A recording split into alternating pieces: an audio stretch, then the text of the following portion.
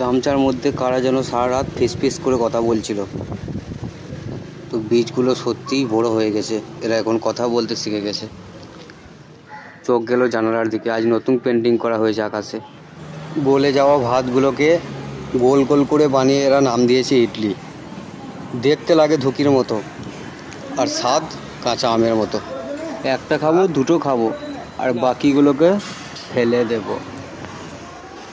র্যাপিডোতে ধার করে motor cycle বুক করেছিলাম, তাই মোটর বাদ দিয়ে সাইকেলটা পাঠিয়ে দিয়েছে। ট্রেনের মধ্যে উঠলেই এইভাবে হাত বাড়িয়ে ভিডিও করতে বেশ ভালো লাগে। আর ঠিক তখনই সামনে থেকে একটা ট্রেন ঝাঁ করে চলে আসে, আর ধুলো বালি পাতা সব মুখের মধ্যে লাগিয়ে দিয়ে চলে যায়।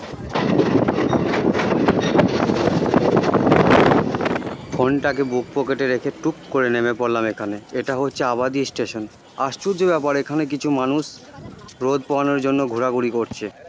কিন্তু এরা কারা? এরা তো ফিজিক্স নিয়ে পড়া রাজমিস্ত্রি। এদের সামনে ট্রেন থাক আর জাহাজ থাক, একটু ফাঁক পেলেই সেখানে মাথা ভরে দেবে। উফ, টুক করে মাথায় ঢুকাই দিল। ওই জন্যই আমি সব জায়গাতে মাথা ভরতে চাই না।